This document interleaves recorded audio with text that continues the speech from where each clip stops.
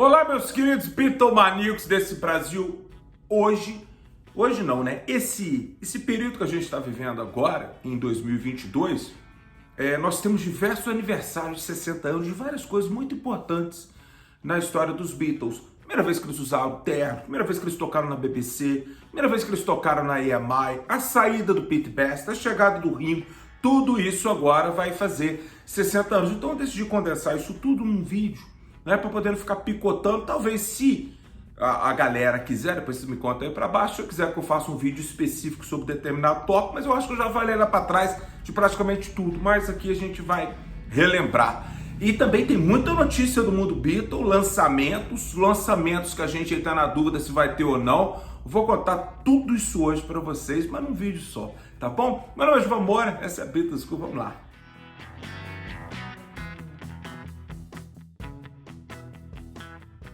Então, meus queridos, o que foi que aconteceu? Antes de acontecer alguma coisa, Yoko Brasil Store, as melhores camisas dos Beatles para você desfilar pela sociedade no Brasil aí, mostrando para todo mundo que você é um Beatlemaníaco, mas também se vestindo bem, colocando uma camisa bacana. Yoko Brasil Store, dá uma olhada lá no Instagram, conversa lá com a Daisy, vê lá. Meus queridos, primeira notícia muitíssimo interessante.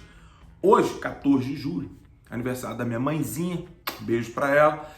Hoje, dia 14 de julho, no perfil oficial do George Harrison, eu não sei lá quem comanda aquilo lá, se é o Danny Harrison ou se é o Olivia Harrison, só sei que eles postaram uma coisa hoje que a galera deixou passar, a pessoa ficou feliz e tal, mas me deixou com a pulga atrás da orelha.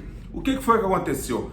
A gente sabe que quando saiu o CD Living the Material World e a edição especial dele, que veio com um DVDzinho, tinha lá o George Harrison tocando no Japão em 91 a música Give Me Love, Give Me Peace on Love, tem ali, né? E depois, um outro DVD que foi lançado ali na coleção da Dark Horse, acho que era The Dark Horse Years, que é de 76 a 92, nós tivemos ali vários videoclipes do 33 1/3, do George Harrison, do Somewhere in England, Gone Tropa não teve vídeo, aí tinha do Cloud9 e tinha do show do Japão de 1991.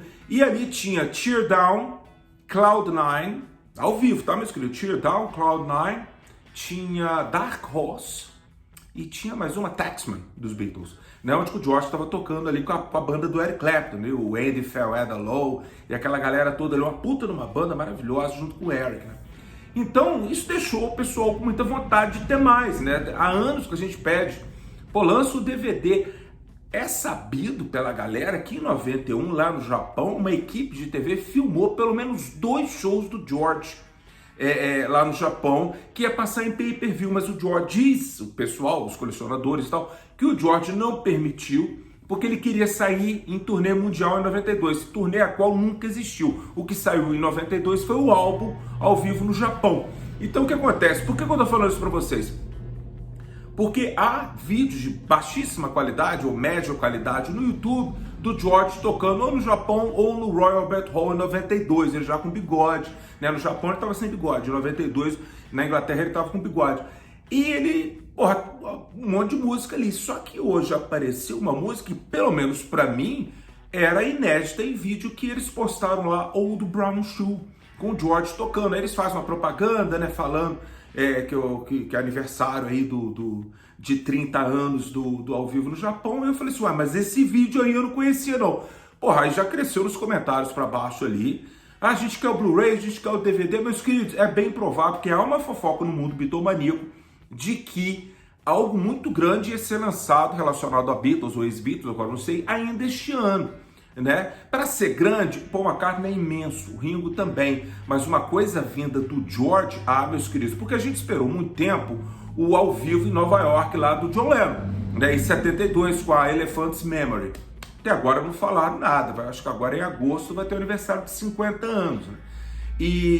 Mas esse do George aí seria uma coisa, o aniversário de 30 anos, e vi um Blu-ray, vi um DVD, eu acho que o pessoal é loucura. E assim, essa é uma loucura ter um negócio desse aí, então tomara. Mas a boa notícia é, eles colocaram o Old Brown Shoe ali, meus queridos, não foi à toa. A segunda notícia é boa e ruim ao mesmo tempo, que é o Get Back ser lançado em DVD e em Blu-ray lá na Europa e lá nos Estados Unidos. Muita gente aqui no Brasil já comprou ali na Amazon para poder entregar aquela porra toda. Massa, mas já fizeram alguns unboxings aí pelo YouTube, eu tô reparando que não tem legenda em português. E isso me deixou com outra pulga atrás da orelha. E por eu ser careca, dá pra ver as pulgas andando aqui, meus queridos. O que aconteceu?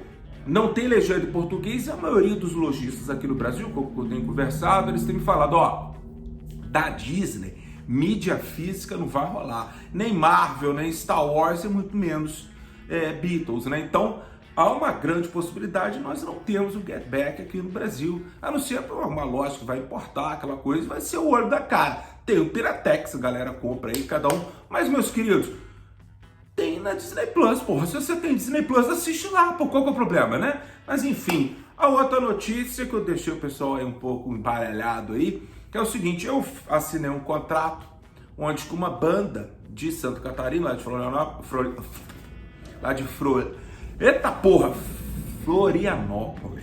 Falar devagarzinho, né, Giovanni, né, Marino? Pô, o pai também fica falando igual uma metralhadora. Do meu grande amigo Duda e do Rafa, que é o baterista. Tá, o Duda, ele é não apenas o guitarrista, mas ele também é o Brian Epstein da banda.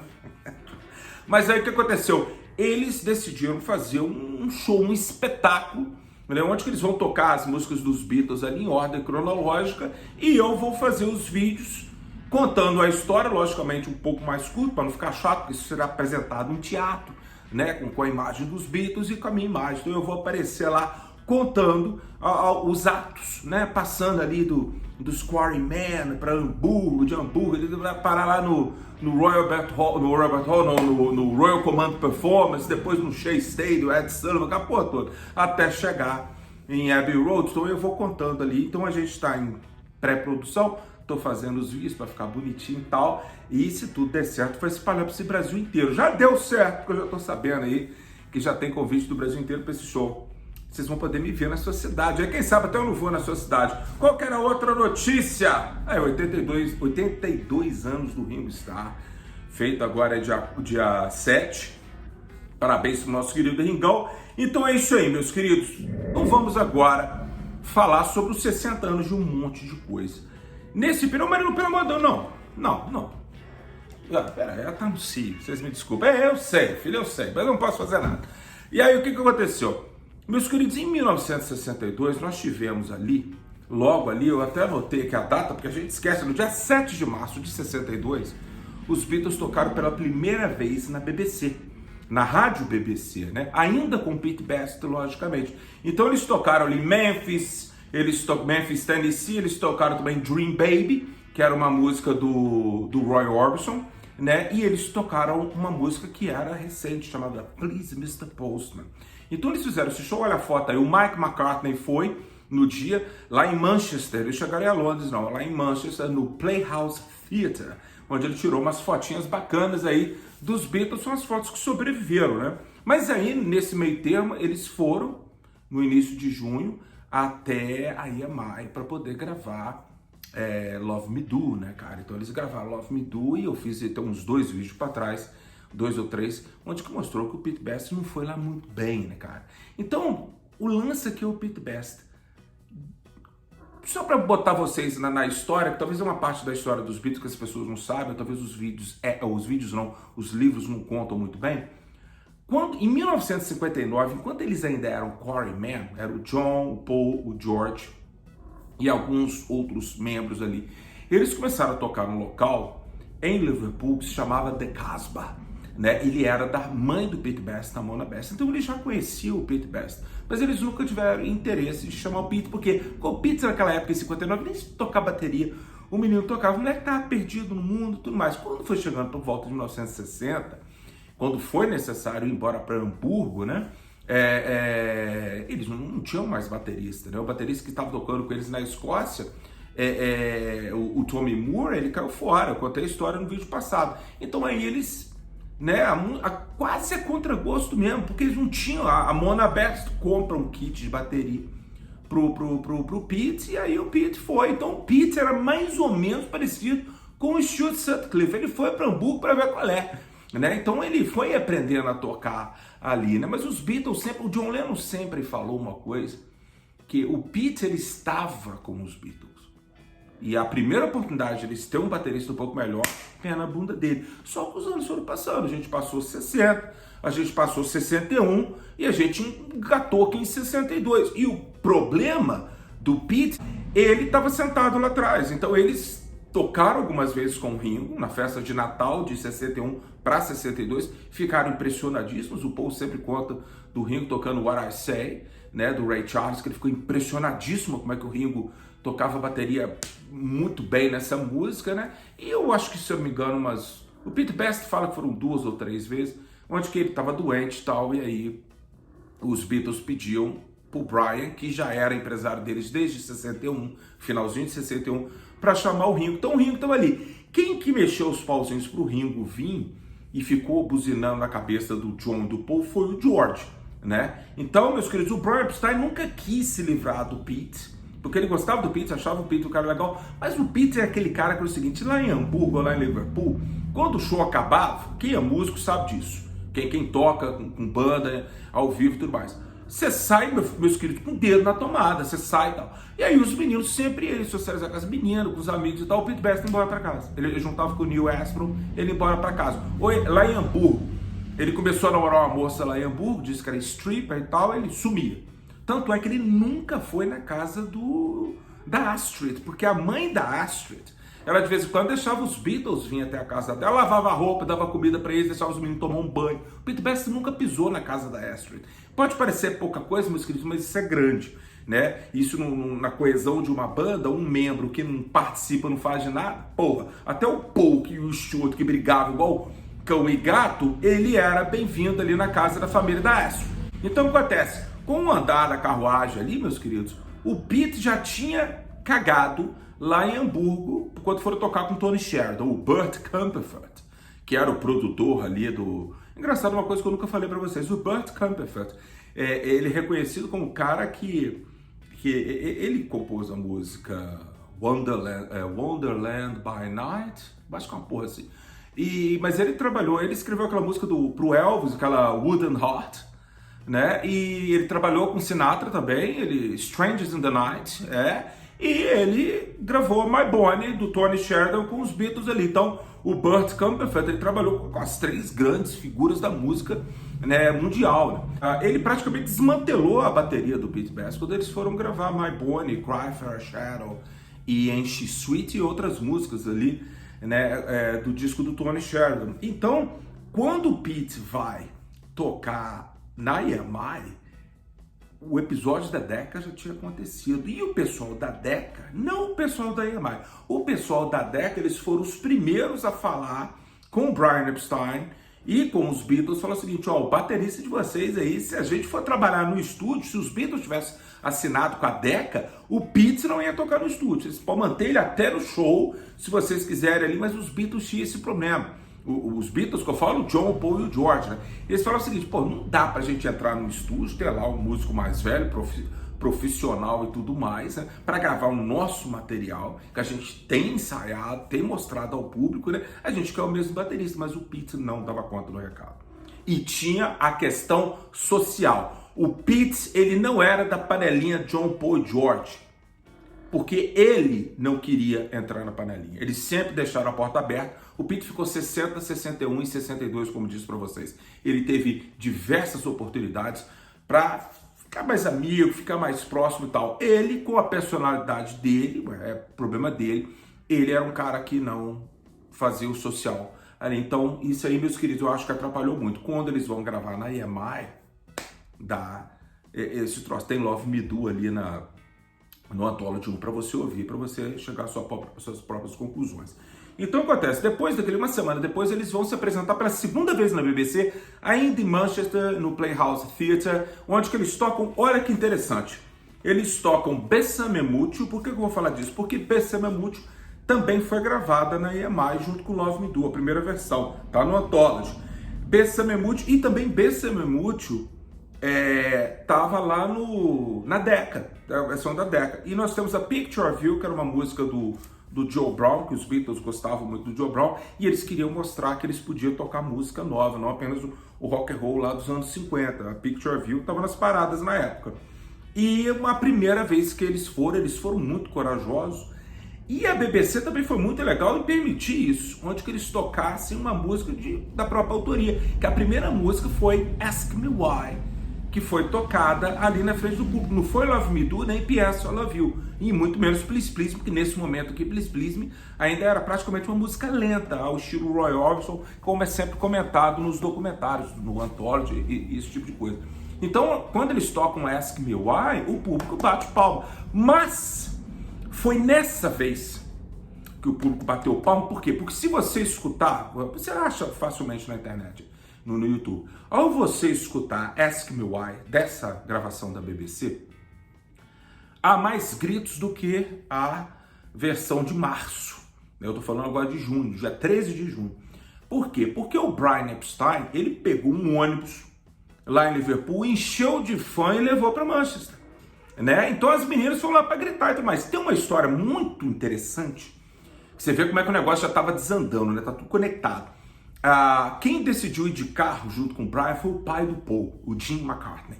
Ele foi porque ele queria ver o filho lá tocando, aquela coisa. Não, eu não tenho foto agora para te mostrar, talvez até exista, mas eu não tenho foto dessa segunda vez na BBC. Então, quando acabou o show e tal, a galera, as meninas entraram tudo no ônibus e os 4 Beatles foram entrar no ônibus para agradecer a galera por ter vindo, né, dar essa força e tudo mais, papapá. Então os Beatles vão lá, dar autógrafo para as meninas, só que o Pete fica para trás. E o Pete fica para trás, as meninas tudo vão em cima dele. Aí, meus queridos, os outros 3 foram entrar no primeiro carro, que era um Ford branco, era uma perua branca, que o Brian comprou, mas comprou tirando do salário dos Beatles. Então é o primeiro carro realmente dos Beatles, era uma van, era um Ford... eu esqueci o nome do carro agora, mas enfim, não interessa. E aí a foto dela tá aí pra vocês verem. Então aí quando eles estão voltando pra dentro dessa van, o Jim McCartney perguntou, cadê o Pete? Aí o Pete estava lá nos braços das meninas e tal. Então quando o Pete veio, o Jim McCartney botou o dedo na cara dele e falou assim, você fez isso de propósito, só pra pegar mais mulher do que as meninas, em vez de estar gritando pros outros 3, estão gritando por você, que você fez de propósito, não se faz. Ou o Jim McCartney arrumou uma briga com o Pete Best, né? Porque ele tava puto, porque as meninas estavam querendo dar pro Pete, não estavam querendo dar pro filho dele. Ele falou, meu filho tem que comer alguém, pelo amor de Deus. Então aí, quando o Pete Best entra no carro, o Neil Aspinall vira pra ele e fala assim, ó, boquinha de siri, mas seus dias estão contados com essa banda, hein? Olha, meus queridos, e aí? Continuando, nesse período também, o Brian Epstein, não é que ele convenceu os Beatles, ele falou o seguinte, vocês querem tocar em local onde que vão pagar bem? Vocês têm que botar um terno. Esse negócio de jaqueta de couro não vai rolar. Então vamos colocar o terno. O Brian levou os meninos, né, para colocar o terno, e aí olha a foto deles aí, essa aí é a primeira apresentação. Ele guardou os ternos para que eles apresentassem numa ocasião especial, né? Valeu. Aí depois eles fizeram de terno novamente num show no Cavern Only for Fans, né, cara? O Brian falou assim, ó, essa noite aqui vai ser só pro fã-clube. Aí as meninas lotaram, eles chegaram lá de gravata, de terninho, eles ficaram meio sem graça, infelizmente, numa foto desse dia, mas foi uma festinha só no Cavern ali para as meninas, porque logo depois eles iriam para Hamburgo novamente para gravar com Tony Sheridan. Então isso tudo aconteceu nesse período, porque eles gravam a segunda vez com o Tony Sheridan, tá? Para quem não sabe, eles gravam em 61 e depois eles gravam em 62 Sweet Georgia Brown, o qual o Tony Sheridan não estava presente. Eles tocaram 2 takes apenas ali, gravaram, finalizaram o contrato com a Polydor, lá com o Burt Camperfeld, e assim eles estavam livres agora para poder tocar na EMI, porque agora eles já estavam assinando com a EMI. Isso tudo aconteceu. E uma coisa muito interessante que aconteceu também foi que nesse período os Beatles, enquanto uma banda comum de Liverpool ganhava 20 libras num mês, os Beatles estavam ganhando 200 libras. Isso, 200 libras ainda é dinheiro, mas 200 libras naquela época, meus queridos, 60 anos atrás, era dinheiro pra cacete. Eles eram a melhor, talvez a mais bem paga banda da Inglaterra naquele período ali. Eles estavam ganhando profissional mesmo, né? Todos eles chegavam a ganhar 50 libras por semana, né? E aí isso tudo porque colocaram o terno e eu tocava no Cavern, mas tocava em outros locais, né? E aí o que acontece? O George Harrison já estava com uma grana e ele compra o seu primeiro carro, que era um Ford Anglia. Tem a famosa história que o Ringo, então Hurricane, né, leva o George até a outra cidadezinha ali para poder comprar o carro dele, para buscar o carro dele. E depois, quando eles voltam, apostando corrida. Isso é contado no Anthology, né, que o George corta um carro, aí quando o Ringo vai cortar também, acho que um cachorro atravessa na frente, o Ringo desvia do cachorro, bate no carro da frente, aí tinha uma oficina mecânica perto, ele entra com o carro ali, aí o George fala assim, mas eu parei para te ajudar, ele falou assim, não, você foi embora. Aí o George, no Anthology, ele fala, cara, eu nem sabia, eu nem lembrava mais disso, né? Mas enfim, a amizade entre o George e o Ringo agora já estava tal que o Ringo estava levando o George para buscar o carro dele na outra cidade. Então, ou seja, e chegava à noite, meus queridos, depois dos shows, todo mundo ia para casa de alguém ali, muitas vezes era da irmã, era da família do Rory Storm, né? Da família Caldwell. Eles iam ali em Liverpool fazer a festinha, tem foto aí, tal, o Ringo estava lá, e não tem, o Pete Best não aparecia, nunca para essas coisas. E aí o George compra o carro, então é uma coisa meio simbólica de que o amigo, o Terry Doran, que era o dono dessa loja de carros, era muito amigo dos Beatles, depois foi trabalhar para o Brian Epstein, foi trabalhar até na Apple. Então o Terry pede ao George, fala assim, pô, agora que os Beatles estão fazendo sucesso aqui no Liverpool, você podia tirar uma foto do lado do carro, com a banda, para poder divulgar, aparecer no jornal? Tipo, faça que nem o Beatle, George Harrison, compre seu carro aqui e tal, e eu te dou um desconto no carro. Aí o George, porra, claro, né? E aí o George chama a banda, o Pete não vai o Paul e o John, pôs para as fotos ali junto com o George. Então isso tudo foi, o Pete Best, ele não foi chutado da banda de repente, não. Foi criando ali um embrolho, uma situação chata entre eles, né? Que o Neil Armstrong já estava de olho nisso aí. Enquanto isso, o Ringo estava em Butlins, tocando junto com o Rory Storm naqueles acampamentos de verão ali, né, cara? Em Pueli, alguma coisa assim, um país de Gales, não sei como é que pronuncia, porque ou língua desgraçada é o galês, né? Mas aí tem várias histórias agora. Tem a história de que num domingo o John e o Paul foram até Butlins para poder conversar com o Ringo, para trazer ele para a banda. Ninguém lembra, o Ringo não lembra, o Paul não lembra, o Paul falou que lembra vagamente, desculpa, o Paul falou que e o John morreu e nunca tocou no assunto, né? É interessante, eles foram, não se sabe como, com que tipo de carro, se foram de ônibus, porque é uma viagem um tanto quanto longa. E só que há a documentação onde que naquele domingo eles não tocaram. Então, e há pessoas como a mãe do Rory, o Rory, a irmã do Rory, viram isso.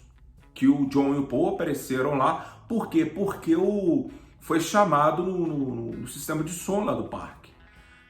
Ringo Starr da banda tem visitas para você, né? Porque eles ficavam lá, a banda, né? No alojamento lá e tal. E aí tem essa história. O Ringo falou que não lembra nada disso, né? Outras pessoas lembram, o Ringo não. Mas é estranho porque por que o George não foi, né? Ele era o mais interessado em trazer, por que o George não botou o John e o Paul no seu carro e levou até lá? Né? Então, ou seja, é uma história meio que eu não tenho como te confirmar. É fofoca de Liverpool que a gente fala, né? Essa história. Mas o que se sabe mesmo é que o Brian Epstein ligou pro Ringo, isso o Ringo confirma, falou, você gostaria de se juntar aos Beatles? Aí o Ringo fala, quando? Ele falou assim, no sábado. Ele falou assim, não posso. Não, hoje, eu acho que era uma quarta-feira. Ele falou, não posso. Eu só posso juntar no sábado, porque eu tenho um compromisso, que eu tenho um contrato com a banda. Né? E o Ringo já estava pensando em deixar o Rory Storm and the Hurricane se juntar a outra banda. Ele ia ter uma troca de baterista, sabe? Então o Ringo falou, vou. E tudo mais. Ele fala que porque pela grana que os Beatles estavam recebendo e com o empresário e tudo mais, ele falou assim, pô, muito melhor que as outras bandas, né? Só que o Ringo falou, eu volto no sábado. Então, na quinta-feira, olha uma coisa interessante. O John, Paul e George viraram pro Brian e falaram assim, você vai ter que decidir isso aí. Você vai ter que avisar pro Pete que ele tá fora da banda. Eles se acovardaram, mas isso é muito comum na história dos Beatles. Eles fizeram a mesma coisa com o Colin Hanton, que era o baterista original do Quarrymen. Eles fizeram isso com o Eric Griffiths. Os Beatles sempre mandavam alguém contar para aquele cara que ele não estava mais na banda. Os Beatles, que eu falo, mais uma vez, o John, o Paul e o George. Principalmente o John e o Paul. Né? Então, por exemplo, quem tirou o Eric Griffiths do Quarrymen foi o George. O George falou assim, pô, a gente tem 3 guitarristas, precisa de 4, né? Na verdade, a gente precisa de um baixista. E nisso, pra vocês verem como é que o negócio era podre, O George Martin, depois de ter feito a primeira audição, ele virou para os meninos e falou o seguinte, ele virou para o Brian, vou mandar um acetato de uma música chamada How Do You Do, ou How Do You Do It, tem vários nomes. How Do You Do It To Me, tem vários nomes para essas gramas. Mandou um acetato para o Brian e falou assim, eu quero que os meninos façam um arranjo, eles vão tocar essa música. E talvez o Love Me Do vai ser o lado B. Porque tinha, eu já contei isso para vocês, o interesse em pegar Love Me Do para Archwood e Beechwood, agora eu esqueci, que era a parte lá de copyrights da EMI, que eles queriam, eles não estavam de olho nos Beatles, eles estavam cagando com os Beatles. Eles queriam, os copyrights de Love Me Do, de Ask Me Why, de PS I Love You. Então, uma música tem que sair no compacto, mas ela vai vender mais se o lado A for uma música de sucesso. Então tinha esse compositor chamado Murray, que o nome não era esse, era até um jovem de 21, 22 anos, e ele fez essa música e ele dava as músicas para a EMI. Essa música fora rejeitada pela Decca, mandou para a EMI e o George Martin achou que era boa para os Beatles, mas os Beatles não gostaram nem um pouco. Mas eram profissa e fizeram e tal. Uma coisa que eu vou contar para vocês, o Pete Best não sabia nem da existência dessa música. O John, Paul e o George, eles começaram a fazer o trabalho em cima de How Do You Do sozinhos. O Pete ainda estava na banda, mas não mostraram pro Pete. Por quê? Porque até o dia da gravação que eles iriam voltar à EMI, era a segunda vez que eles iriam à EMI, ele já estava na cabeça que o Pete não ia. Então eles largaram o pepino na mão do Brian. Falaram, Brian, você vai contar para eles. Então o Brian liga pro Pete, o Pete vem e ele liga também pro Neil Ashton. Você vai vir junto com ele. Por quê? Porque todo mundo sabia que o Neil era muito chegado da mãe do Pete, ele era muito amigo do Pete, ele morava na casa do Pete, né? Então o Brian Epstein queria saber para que lado que o Neil Ashton ia cair ali, né? Então ele vai e fala com o Pete, Pete, ele foi direto, os meninos querem você fora, o Pete, eu quero saber a razão. Ele falou assim, não sei, questão de vocês e tudo mais. Essa história eu já contei várias vezes, não vou ficar me repetindo não. Então aí o Pete sai ali completamente chocado, né? E o Pete vai para um pub junto com o Neil Ashton. Aí tem a famosa história, né? Que eles estão bebendo ali e tal. Aí o Neil falou, Pete, então, meu velho, deixa eu ir. Ele falou assim, que isso? Eu fui mandado embora da banda. Ele falou assim, você foi, eu não. Eu ainda tenho meu emprego, eu tenho que levar os meninos para fazer o show. Porque o Pete falou que faria os shows até sábado. Porra, meio maluco, né? O Brian Epstein pergunta para ele, você tá fora da banda, mas você pode ficar até sábado. Olha que conversa de maluco, gente. E aí o Pete falou assim, não, eu fico. Só que aí quando o Pete chegou em casa, o Neil Ashton já tinha ligado pra Mona, falou assim, os Beatles chutaram o Pete da banda. Então quando o Pete chega em casa, a Mona falou que ele não iria de forma alguma e que ela iria processar o Brian e os Beatles. Enfim, eles arrumaram o Johnny Hutchinson, que eu já, uma vez me perguntaram, que eu fiz um vídeo há pouco tempo, os 10 Beatles, né? E as pessoas, teve um rapaz muito simpático que perguntou, o Hutch não foi um Beatle, não? Você sabe por que eu falo que não? O Hutch, ele estava lá quando os Beatles estavam fazendo a primeira audição pro Larry Parnes para poder ir para a Escócia. Ele estava lá com cara de cu, porque ele odiava os Beatles, né? Até o Tommy Moore chegar. Então tem até a foto do Hutch sentado, mas logo depois tem outra foto com o Tommy Moore já. E foi o Tommy que foi com os Beatles para a Escócia.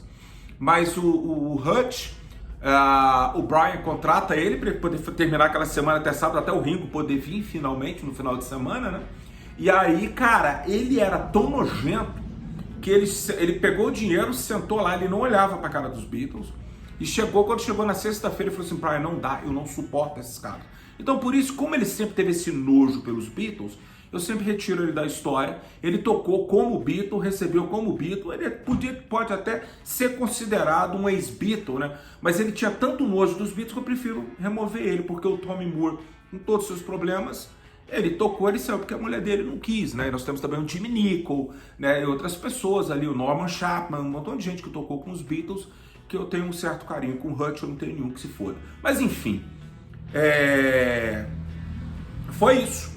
A saída do Pete foi isso. E também o que aconteceu? Aconteceu uma coisa talvez muitíssimo importante nesse período. O John, logo quando eles voltam de Hamburgo, por muito tempo ali, meus queridos, em 59 até meados de 1960, o John morava num apartamento junto com o Stuart, em Liverpool. E o George chegou a morar com eles também. O Paul ficava o final de semana com eles. Voltava para casa durante a semana, porque tinha que cuidar da casa. Ele tinha o irmão dele, Mike, ele tinha que ajudar o pai dele e tal. Mas os Beatles moravam nesse apartamento. Quando eles voltam de Hamburgo sem dinheiro, isso em 1960, o John voltou a morar com a tia Mimi. Ele voltou a morar lá em Mendips, né? Então, nesse período, a Cynthia, ela chegou a morar um tempo com a tia Mimi, mas a tia Mimi fez a vida da menina no inferno. Então a Cynthia foi morar tipo numa pensão, né? Ela tinha um quartinho alugado, ela ficava num quarto, e a Dot, que era namorada do Paul, que tinha engravidado em 1960, talvez você não saiba disso, eu nunca contei muito em vídeo, ela engravidou, mas ela acabou perdendo o bebê. O Paul seria o primeiro Beatle a ser pai, né? Isso antes de Hamburgo, tá, meus queridos? E aí, o que acontece? O John às vezes ficava lá com a Cynthia no quartinho e tal. E aí, meus queridos, desde 59 até 62, demorou, né? Um dia ia dar merda, né? Então a Cynthia foi e engravidou, né? E ela vai e conta pro John, e o John, como um homem decente, falou assim: só tem uma coisa pra fazer, a gente vai ter que casar. A gente vai ter que casar. E aí ela falou, beleza e tal. E aí tem que contar pra tia Mimi, mas aí primeiro de tudo tem que contar pro Brian, né? Porque o Brian sempre teve aquela coisa de deixar os Beatles sempre, né? Aquela figura, pô. Teve um cantor, que eu não sei, que ele foi lá na Inglaterra, que quando ele casou, os discos dele pararam de vender. Então isso ficou na cabeça do Brian. Ele falou assim, eu não posso deixar, então aqui teria que ser um segredo. Então quando o John vai falar com o Brian fica puto. O Brian fala, porra, mas era pra ter sido eu. Aí o John falou, o que foi, cara? Falei, não, o que foi que aconteceu? Aí o John, o que aconteceu? O que aconteceu é que ela engravidou e tal. E o Brian ficou puto com o John, lógico. E depois eles foram contar pra tia Mimi. A tia Mimi ficou horrorizada. Ela tava vendo a história sendo contada de novo. Quando a Julia chegou em casa falando que tinha engravidado daquele tal de Lennon, né? Que era o pai do John, né? E tal. E aí, a Cynthia engravida do Julia nessa época. Então, isso tudo, meus queridos, aconteceu ali até agosto de 62. Então nós temos 60 anos. Aí o Julia nasceria aqui em março, abril de 63. Vai fazer 60 anos ano que vem o Julia, né? E aí isso tudo aconteceu. Por isso que o vídeo tem quase 33 minutos aí, porque era muita coisa para contar. Mas eu sei que você gosta, eu sei que vocês gostam. Meus queridos, mais uma vez, muito obrigado, principalmente para quem vai lá no Apoia-se e apoia a Beatles School com 5, com 10, com 25 reais. É um carinho imenso. Eu tenho meus amigos que me apoiam, eu agradeço do fundo do meu coração, tá bom? Muito obrigado a todos eles e a vocês por assistir a Beatles School. Beijo no coração de vocês. Se cuida aí, depois vem mais historinha.